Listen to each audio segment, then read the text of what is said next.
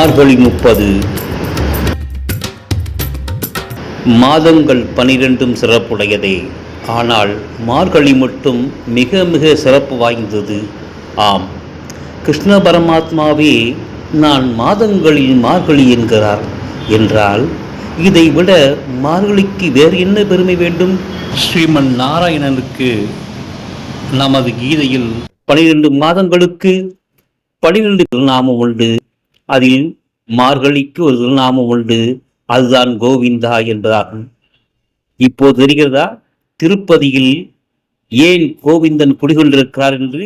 ஆம், திருப்பதி எப்போதுமே மார்கழிதானே. சைவ சமயத்தில் மாணிக்க வாசகர் சிவபெருமானை திருவம்பாவை பாடி தூக்கி எழுப்புகிறார். வைணவத்தில் கூடிக் கொடுத்த சுழற்கொடி ஆண்டாள் திருப்பாவை பாடி ரங்கம்னை தூக்கி எழுப்புகிறாள். இந்த மாதத்தில் நம் இல்லங்களில் விழாக்கள் நடத்துவதில்லை, ஆனால் நமது உள்ளத்தில் இருக்கும் இறைவனுக்குரிய மாதமானதனால் ஆலயங்களும் திருவிழா கோலங்கள் தான். மிருத்திங்கய ஹோமம் மார்கழி மாதத்தில் கொண்டாடப்படுவது ஏன் தெரியுமா?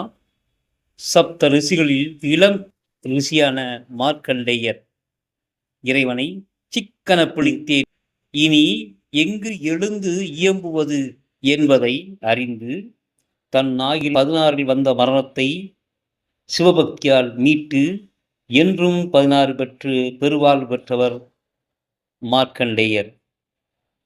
அந்த அற்புதம் நடந்த மாதம் மார்கழி மாதம். ராமபக்திக்கு நிகர் ஸ்ரீ ஆஞ்சநேயரே, அவரை தவிர வேறு யார்? ஆம், அவர் அவதரித்த மாதம் மார்கழியே. மேலும் நம்மை வைகுண்டத்துக்களை செல்லும் வைகுண்ட ஏகாதசி திருநாள் கொண்டாடப்படும் மாதமும் மார்கழி மாதம் என்பது அற்புதமாகும். அகிலத்தை ஆட்டுவிக்கும் ஆனந்த கூத்தன் ஸ்ரீ நடராஜ பெருமானின் பெருமைக்குரிய திருநாள் திருவாதிரை திருநாள். திருவாதிரைக்கு ஒருவாய் களி என்போம். ஆம், இது மார்கழி மாதத்துக்கே உரிய பெருமையாகும். மார்கழி மாதம் தேவர்களுக்குரிய மாதம் என்போம். ஆனால் தேவர்களுக்கு அமுத வழங்க சிவபெருமான் நஞ்சுள்ளதால் நீலகண்டனான மாதம் இதுவே. திருவாசகத்துக்கு உருகார், உருவாசகத்துக்கு உருகார். ஆம், திருவாசகத்தில் உருகுவது சிவம் அல்லவா? அது மாணிக்க வாசகம் சொல்லும் சுகம் அல்லவா?